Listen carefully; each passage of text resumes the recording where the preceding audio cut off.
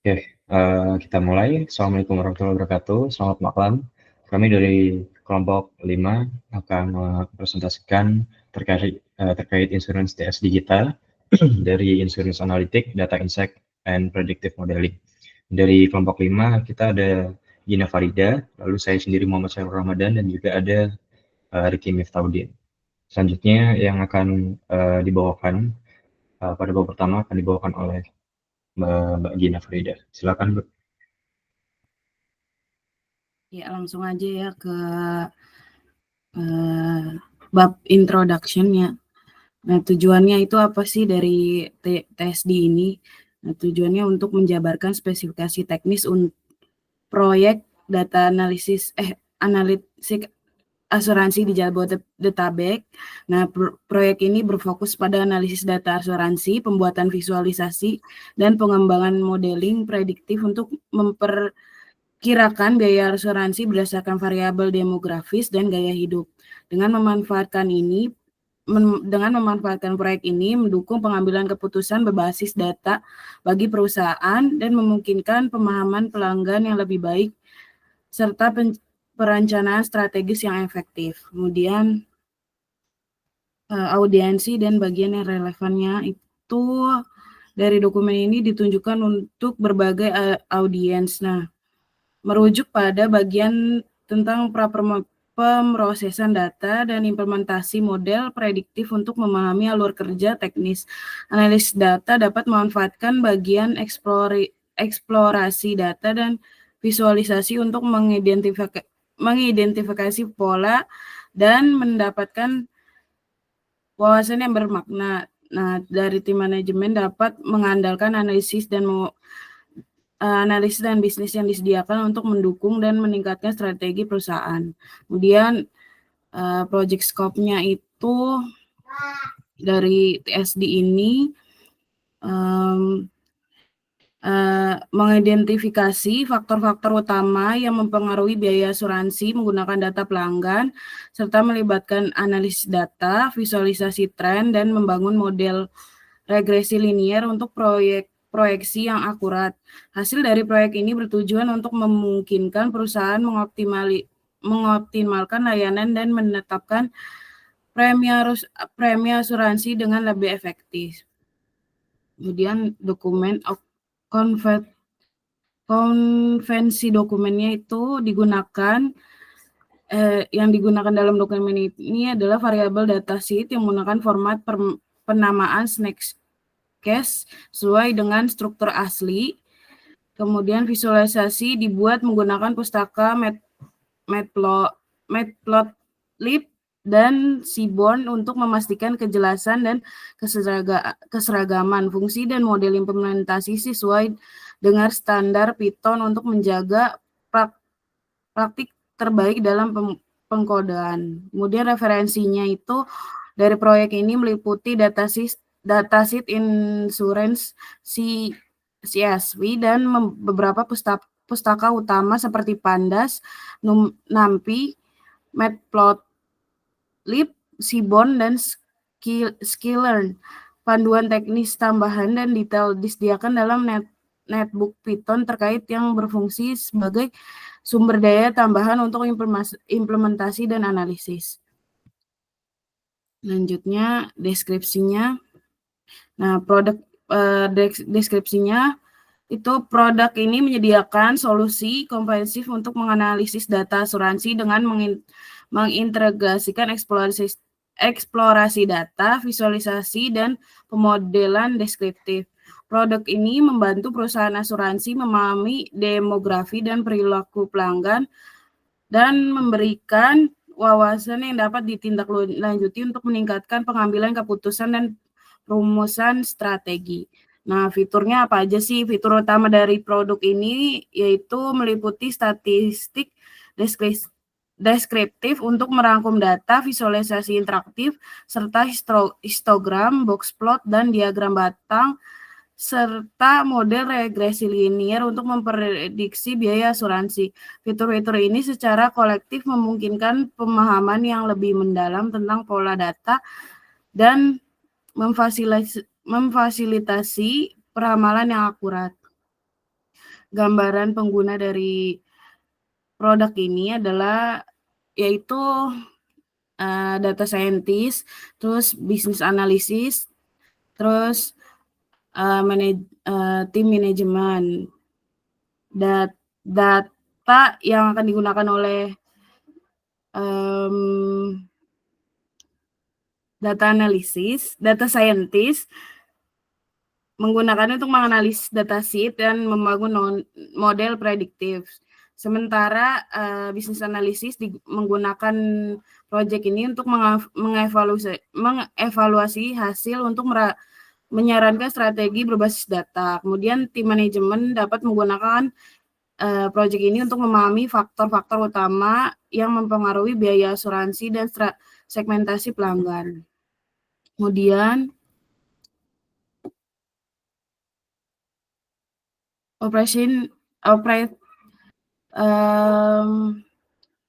lingkungan operasionalnya itu dari produk ini mencakup kebutuhan perangkat keras dan perangkat lunak.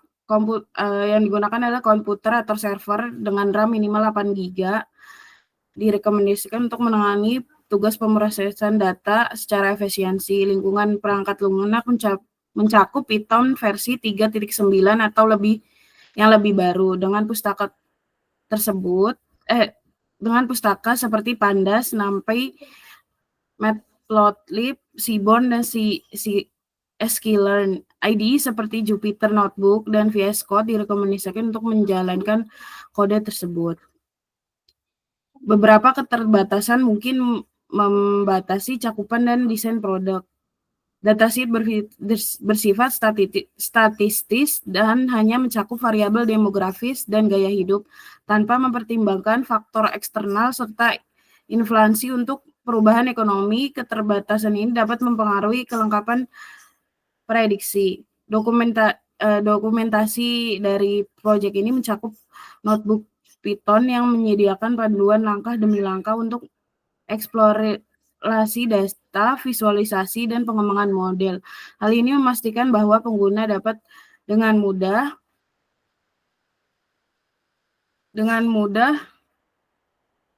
mereplikasi analisis dan menyesuaikan untuk kasus pengguna di masa yang akan datang. Nah, yang terakhir nih, asumsi dan dependensi dari produk ini mencakup ekspektasi bahwa dataset telah dibersihkan sebelumnya untuk menghapus nilai kosong dan duplikat. Keberhasilan pelaksanaan proyek ini bergantung pada ketersediaan dan konfigurasi yang tepat dari pustaka Python. Dilanjut oleh Mas Riki. Silakan Mas Riki. Terima kasih. Untuk selanjutnya ada fitur sistem. Fitur sistem yang pertama berdasarkan deskripsi dan prioritasnya analisis dan visualisasi data.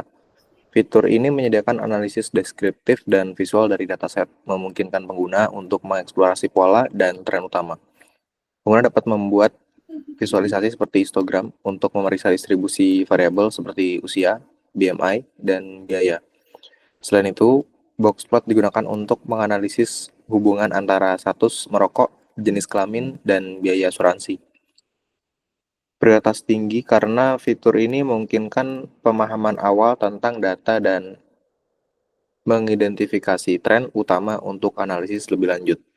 Untuk stimulus atau responnya setelah dataset dimasukkan, pengguna dapat langsung membuat visualisasi untuk analisis data eksploratif. Untuk persyaratan fungsionalnya, membuat histogram untuk variabel numerik dengan KDE atau estimasi kepadatan kernel, membuat boxplot untuk visualisasikan hubungan antara variabel kategoris, misalnya perokok, jenis kelamin, dan variabel numerik, misalnya biaya. Untuk fitur sistem yang kedua, dari segi deskripsi dan prioritas, praproses dan pengkodean data. Fitur ini berfokus pada persiapan data untuk pemodelan dengan menangani variabel kategoris melalui teknis pengkodean. Variabel seperti jenis kelamin, perokok, dan wilayah dikodekan untuk memfasilitasi integrasi ke dalam model prediktif. Prioritas tinggi karena praproses memastikan data dalam format yang sesuai untuk pemodelan. Untuk stimulus atau responnya, sistem mengkodekan variabel kategoris dan menggabungkannya dengan data numerik untuk menghasilkan dataset lengkap yang siap untuk pemodelan. Persyaratan fungsionalnya melakukan label encoding untuk variabel kategoris biner, yaitu jenis kelamin dan perokok. Menerapkan one hot encoding untuk variabel kategoris multiclass, yaitu wilayah, dan juga menggabungkan data kategoris yang telah dikodekan dengan data numerik untuk pelatihan dan pengujian. Berikutnya untuk fitur sistem yang ketiga. Untuk deskripsi dan prioritasnya, pemodelan prediktif. Fitur ini melibatkan pembangunan model regresi linear untuk memprediksi biaya asuransi berdasarkan faktor demografi dan gaya hidup. Dataset dibagi menjadi subset, pelatihan, dan pengujian untuk mengevaluasi kinerja model. Termasuk prioritas tinggi karena model prediktif merupakan hasil utama dari proyek ini. Untuk stimulus atau responnya, setelah dataset diproses, model dilatih pada saat pelatihan dan dievaluasi pada saat pengujian untuk mengukur akurasi dan metrik kinerja. Untuk persyaratan dan fungsionalnya, melatih model regresi linear menggunakan data yang telah diproses, mengevaluasi kinerja model menggunakan mean square error atau MSI, dan metrik R squared, dan juga memberikan prediksi biaya asuransi berdasarkan variabel input. Berikutnya, untuk persyaratan antarmuka eksternal, ada antarmuka perangkat keras. Sistem memerlukan komputer atau server dengan spesifikasi minimum sebagai berikut. Yang pertama, RAM minimal 8 GB atau lebih tinggi untuk memastikan pemrosesan data dan pelatihan model berjalan lancar. Yang kedua, prosesor CPU minimal dual core atau lebih untuk menangani komputasi paralel dengan efisien. Yang ketiga, penyimpanan minimum 500 MB ruang kosong untuk menyimpan dataset, kode, dan file output. Untuk antarmuka perangkat lunaknya, produk ini bergantung pada komponen perangkat lunak dan pustaka sebagai berikut. Yang pertama ada bahasa pemrogramannya Python versi 3.9 atau lebih baru. Yang kedua, lingkungan pengembangnya itu menggunakan Jupyter Notebook atau Visual Studio Code. Dan yang terakhir, untuk library Python-nya itu ada Pandas untuk manipulasi dan praproses data, ada NumPy untuk perhitungan numerik, ada Matplotlib dan Seaborn untuk visualisasi data, dan Sklearn untuk pengkodean data dan pembangunan model regresi. Semua pustaka yang dibutuhkan baru harus diinstal dan dikonfigurasi menggunakan pengelola paket seperti Pipe. Sistem harus memiliki akses ke dataset yaitu insurance.csv di direktori kerja untuk dapat berjalan dengan sukses. Dan berikutnya akan dilanjutkan oleh Muhammad Syahrul. Oke, baik. Mungkin selanjutnya saya lanjutkan untuk masuk ke persyaratan non-fungsional tambahan. Kita masuk ke bagian performance. Sistem dirancang untuk memproses dataset yang disediakan secara efisien dan menghasilkan output dalam waktu yang wajar. Persyaratan kinerja spesifik meliputi yang pertama, waktu pelatihannya. Model regresi linear harus menyelesaikan pelatihan dalam waktu kurang dari 5 menit untuk dataset hingga 1000 baris. Lalu yang kedua, waktu prediksi. Prediksi untuk data input baru harus dihasilkan dalam waktu kurang dari 1 detik per instance. Lalu selanjutnya, masuk ke bagian software quality. Kualitas perangkat lunak sangat penting untuk mendapatkan hasil yang andal dan dapat ditindaklanjuti. Persyaratan kualitas utama meliputi yang pertama, akurasi. Model harus mencapai nilai R-score minimal 0.80 pada dataset pengujian untuk memastikan prediksi yang akurat. Lalu yang kedua, kemudahan penggunaan. Kode dan notebook harus didokumentasikan dengan baik dengan instruksi yang jelas sehingga pengguna dapat menjalankan alur kerja tanpa kebingungan. Lalu yang ketiga, kemudahan pemeliharaan. Kode harus mengikuti praktik terbaik Python seperti desain modular dan nama variabel yang bermakna untuk memudahkan pembaruan atau pengembangan di masa mendatang.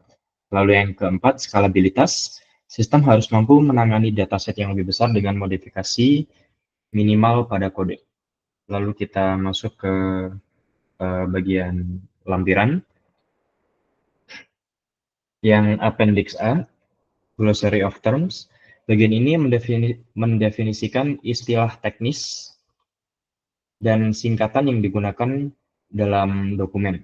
Yang pertama BMI, Body Mass Index, ukuran lemak tubuh berdasarkan tinggi dan berat badan. Lalu yang kedua MSI, Mean Square Error, metrik untuk mengevaluasi akurasi model regresi. Lalu yang ketiga, R-square, ukuran statistik yang menunjukkan proporsi variance pada variabel dependent yang dijelaskan oleh variabel independent. Lalu yang keempat, KDE, kernel density estimation, metode non-parametrik untuk memperkirakan fungsi distribusi probabilitas suatu variabel. Lalu yang kelima, one-hot encoding, metode untuk mengonversi variabel kategori menjadi vektor biner.